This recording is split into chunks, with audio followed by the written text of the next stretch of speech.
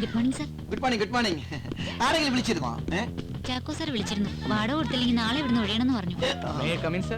Good morning sir. വരണം, ഇരിക്കൂ. Thank you sir.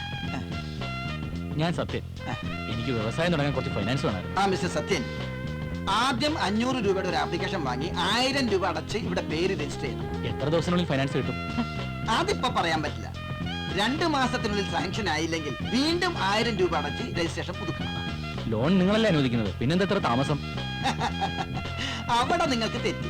ഞങ്ങൾ നിങ്ങളുടെ ആപ്ലിക്കേഷൻ ഓരോ ബാങ്കിന് ഫോർവേഡ് ചെയ്യും. ബാങ്കാണ് ലോൺ തരുന്നത്. എങ്കിൽ പിന്നെ ഞങ്ങൾ നേരിട്ട് ബാങ്കിൽ അപ്ലൈ ചെയ്താൽ പോലെ.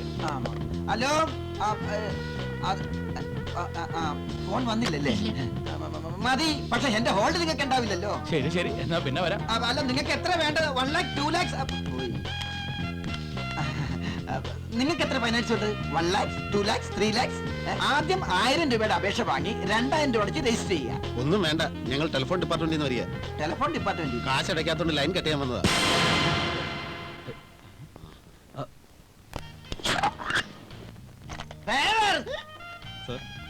എടോ, ഇന്നലത്തെ ഐസ് എന്നെ പറ്റിക്കാന്ന് കരുതിയ?